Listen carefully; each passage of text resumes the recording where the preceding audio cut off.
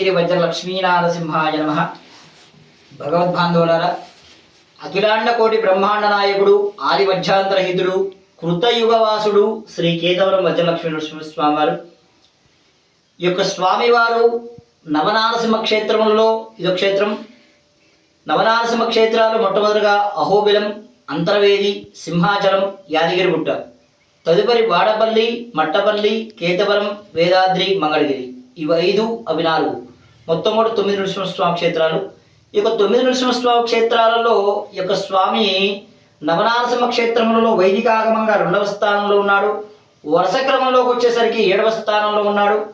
పంచనరసింహస్వామిలోకి వచ్చేసరికి 3వ స్థానంలో ఉన్నాడు. 108 నరసింహస్వామిలోకి వచ్చేసరికి ఈ యొక్క స్వామివారు ఒకడు. అమ్మవారు కూడా స్వయంభూ అమ్మవారు, రాజ్యలక్ష్మి అమ్మవారు. స్వయంభూగా స్వామివారి యొక్క ఆలయం ఎగువ భాగంలో అమ్మవారు ఉండటం ఇక్కడ విశేషం.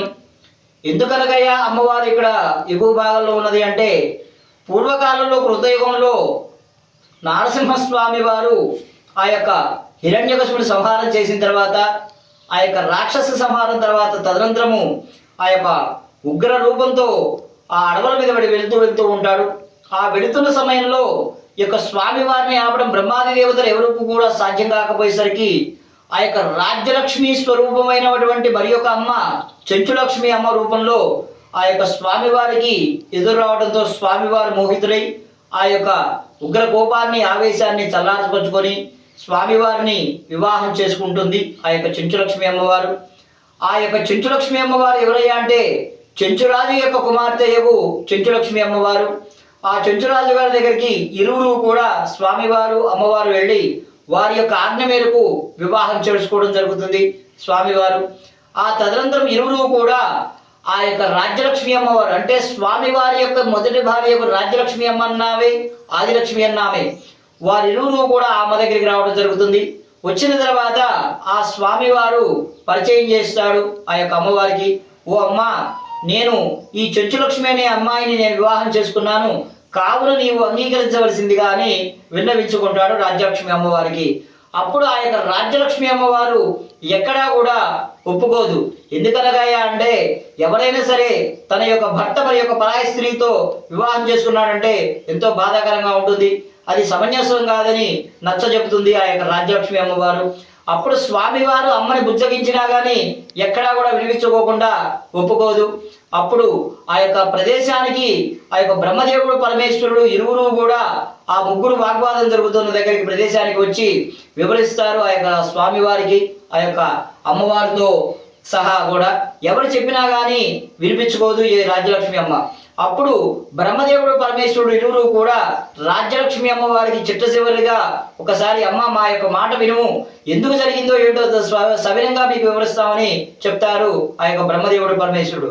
సరే బ్రహ్మదేవ, మీరు ఇంతగా చెప్తున్నారు, అసలు ఏంటి విషయం చెప్పండి అని ఆ యొక్క రాజ్యలక్ష్మి అమ్మమ్మ బ్రహ్మాది దేవతలు ఆ యొక్క పరమేశ్వరుడు ఇరువురు కూడా చక్కగా అడుగుతుందన్నమాట. ఆ అడిగినప్పుడు వారు ఈ విధంగా చెప్తారు, ఓ అమ్మ, స్వామివారు లోక కళ్యాణార్థమే చేసుకున్నాడు ఈ అమ్మని వివాహం, కావున నువ్వు ఎటువంటి దిగులు చెందవలసిందని నచ్చ చెప్తారు.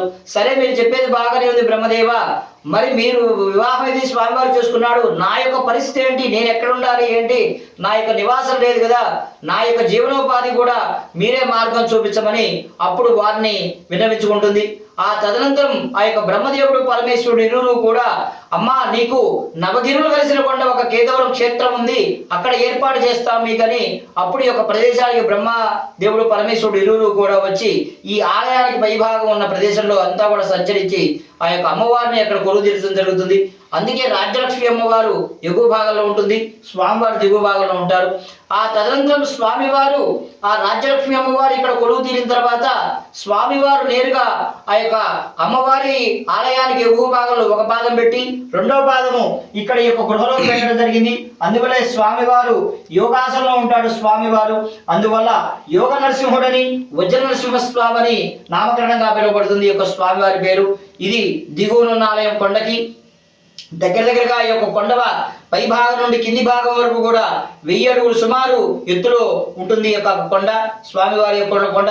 కృష్ణమ్మ తల్లి ఉత్తరంగా పారుతుంది, ఉత్తర వాహిని వాస నారసింహుడు అని కూడా ఈ యొక్క స్వామివారి పేరు ఉంది. ఇకపోతే ఈ స్వామి వారి పేరు యోగ నరసింహుడే కాక వజ్ర నారసింహుడిగా కూడా పిలువబడుతుంది. ఆ యొక్క వజ్ర నారసింహుడు ఎందుకు పిలువబడుతుంది అంటే ఈ యొక్క పూర్వకాలంలో 1100 సంవత్సరాల పూర్వకాలంలో యాదవరాజు అనే మహారాజు గారు ఈ యొక్క కేతవరం క్షేత్రాన్ని పరిపాలిస్తూ ఉంటాడు. కేతవరం అనే గ్రామం అసలు ఇది. ఈ యొక్క క్షేత్రం అనేది స్వామివారి ఇక్కడ ఆవిర్భావం కావడంతోనే ఈ యొక్క కేతవరం క్షేత్రంగా మారిపోయింది. ఆ యొక్క 1100 సంవత్సరాల పూర్వకాలంలో ఆ యొక్క రాజుగారు పరిపాలిస్తూ ఉండగా ఇదంతా కూడా భీకరారణ్యం అనమాట. దగ్గరగా స్వామివారి భూమి 7,777 ఎకరాల 7 సెంట 7 గజాల అడుగుల యొక్క మాన్యం గల ఈ స్వామి మొత్తం కూడా భీకర అరణ్యం అనమాట. ఈ అరణ్య ప్రదేశంలో ఆ యొక్క కేతమవర్మ అనే రాజు గారు వేటాడటానికి ఒక ప్రదేశానికి రావడం జరుగుతుంది. ఆ వేటాడిన తదనంతరం ఆ యొక్క రాజుగారు కాస్త భోజనం చేసి విశ్రమిద్దామని ఒక వేప చెట్టు కింద పడుకుంటాడు. ఆ వేప చెట్టు కింద పడుకున్న సమయంలో నిద్రావస్థలోకి జారుగానే ఆ యొక్క నారసింహస్వామి వారు ఆ యొక్క రాజుగారిని అలా తట్టిన తర్వాత లేచి చూస్తాడు. ఆ యొక్క రాజుగారు ఏమిటి ఇది మాయా భ్రమ ఏందని ఆలోచిస్తూ ఉండగా అప్పుడు స్వామివారు ఈ విధంగా చెప్తాడనమాట. ఓ రాజా, నేను నారసింహస్వామిని ఈ యొక్క ప్రదేశంలో నేను ఉన్నాను, కావున నీవు నన్ను దర్శించి నీవే స్వయంగా నాకు ఆలయాన్ని కట్టించవలసిందిగా అని ఆజ్ఞాపిస్తాడు ఆ యొక్క రాజుగారికి ఆ యొక్క నారసింహస్వామి వారు. ఇది ఏమిటో ఇదేదో అంతా మాయగా ఉందని దిగ్గులో చూసేసరికి ఎవరు కూడా కనిపించరు. సరేననుకొని తన మనసులో సంకల్పించుకొని తిరుగు ప్రయాణమై తన యొక్క కోటను చేరుకున్న తర్వాత తన యొక్క రాజభటులకి ఆజ్ఞాపిస్తాడనమాట. ఓ భటులారా, మీరు యొక్క ప్రదేశంలో స్వామివారి యొక్క ఆనవాళ్లు ఉన్నాయట, మీరు అక్కడ వెళ్ళి దర్శించి మీరు చక్కగా నాకు ఎక్కడైతే ఉందో ఆ ప్రదేశం విన్నవించింది కానీ ఆజ్ఞాపిస్తాడు రాజుగారు. ఆ యొక్క భటులు ఈ యొక్క ప్రదేశం అంతా కూడా వెతుకుతారు. ఎక్కడా కూడా స్వామివారి యొక్క రూపం కానీ యొక్క ఆనవాడు కానీ ఎక్కడా కూడా కనిపించదు. తిరుగు ప్రయాణమై ఆ యొక్క రాజభటులు తిరుగు ప్రయాణమై కోటకు చేరుకొని రాజుగారు స్వామివారి యొక్క ఆనవాడు ఎక్కడా కనిపించలేదు, మమ్మల్ని ఏం చేయమంటావని విన్నవిస్తారు. వారు వెనవెంటనే ఓ భటులారా, దీని విషయం పక్కన పెట్టి తర్వాత ఆలోచన చేద్దాం, మీరు మీ పనిలో నిమగ్నంగా అని రాజుగారు వారికి సెలవిస్తారు. అదేవిధంగా తన యొక్క భటులు అంతా కూడా వారి పనిలో వారు నిమగ్నం అయిపోతారు. మరలా యొక్క 6 మాసాల సమయానికి మరలా ఇదే ప్రాంతానికంతా కూడా రాజుగారు వేటాడుతూ ఉండగా మళ్ళీ అదే ప్రదేశంలోకి వచ్చి ఆ భోజనం చేసి ఆ వేప చెట్టు కింద నిద్రించడం జరుగుతుంది. నిద్రించిన సమయంలో రాజుగారికి స్వామివారు 5 వేళ్లతో పొంగేటట్టుగా వీపు మీద కొట్టడం జరుగుతుంది. దిగ్గులు లేచి చూస్తాడు రాజుగారు.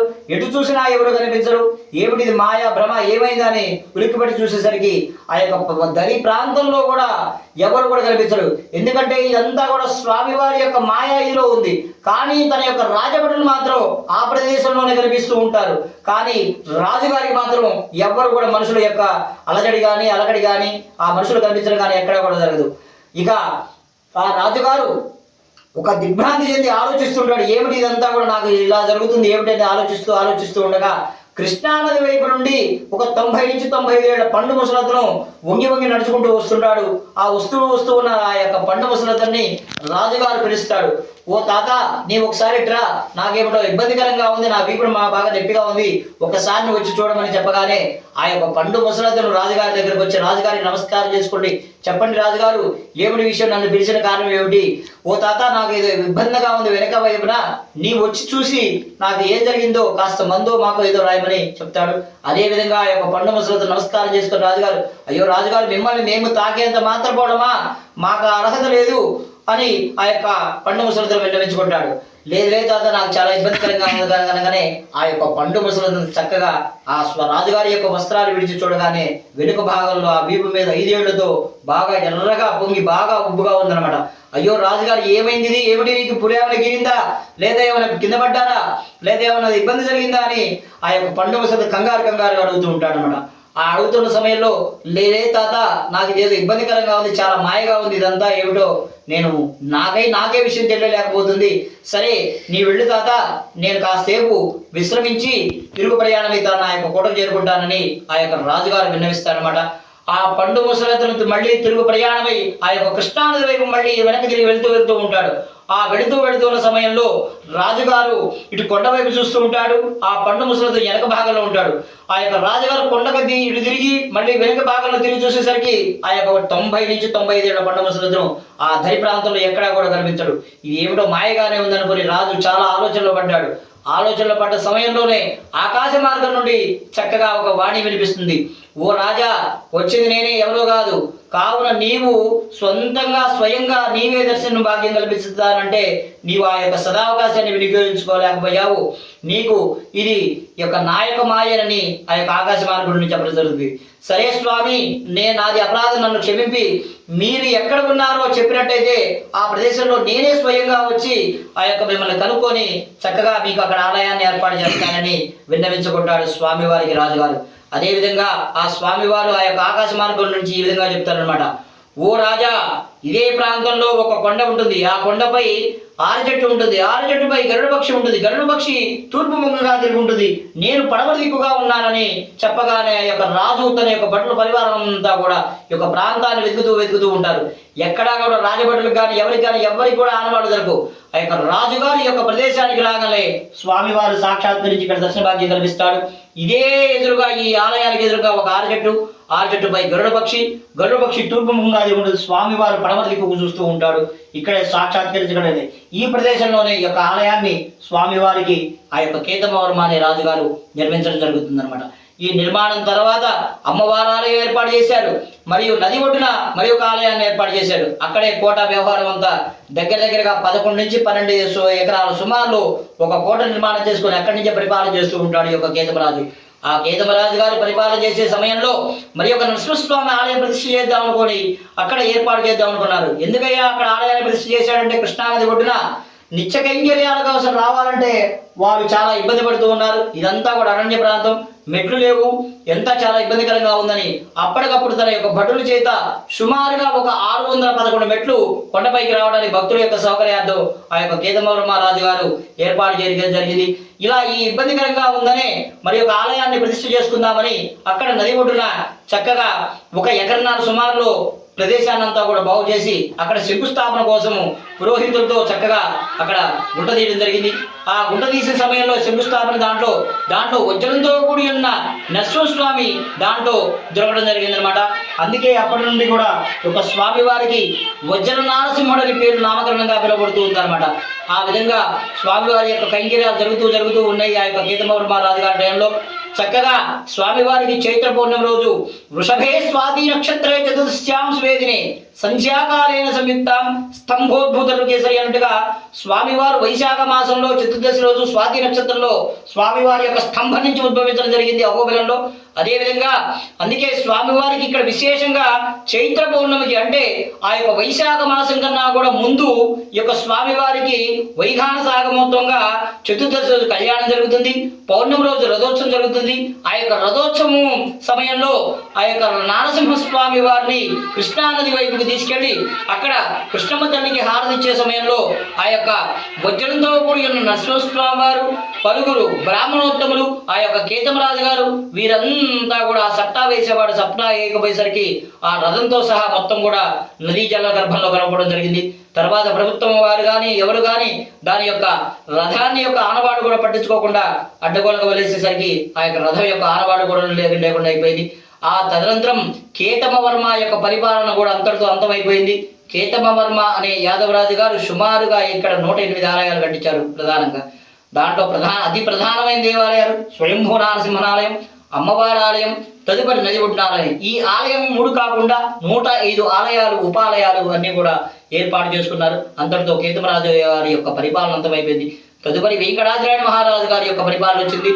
ఆ వెంకటాద్రినారాయణ మహారాజు గారి యొక్క పరిపాలనలో చేస్తూ ఉండగా మరి ఒక నరసింహస్వామి ఆలయం కట్టిద్దామని ఆ కొండ దిగువనున్న అక్కడ ప్రదేశానంతా కూడా బాగు చేస్తూ ఉండగా ఆ యొక్క రాజుగారు ఒక నీళ్లు లేకపోయేసరికి నీళ్లు చూస్తేనేమో ఎక్కడో కృష్ణానది ఒడ్డున ఉన్నాయి, ఆ నీళ్లు కావాలి, మరి ఆలయాన్ని కట్టించాల్సిందని అప్పుడు రాజుగారు చక్కగా తన యొక్క భటులకి ఒక ఆదేశాన్ని ఇచ్చారనమాట. ఏమిటయ్యా ఆదేశం అంటే, మీరు ఈ ప్రాంతంలో ఇక్కడ కొలను తవ్వి ఆ కొలంలో పడ్డ నీడని వినియోగించుకొని చక్కగా ఆలయాన్ని నిర్మాణం చేయమని చెప్తారనమాట. ఆ ప్రకారంగా ఆ యొక్క రాజుగారు ఆదేశాల మేరకు వారు ఆ యొక్క రాజభటులు తవ్వుతుండగా దాంట్లో పంచలోహమూర్తి అయినటువంటి చెంచు లక్ష్మీ సమేతుడైన లక్ష్మీ నరసింహస్వామి వారి యొక్క విగ్రహం దాంట్లో జరగడం జరిగింది. ఆ స్వామి వారికి ఇక్కడ ప్రతి ఏటా కూడా చైత్ర పౌర్ణమికి చక్కగా ఈ యొక్క చతుర్దశి రోజు కళ్యాణం జరుగుతుంది.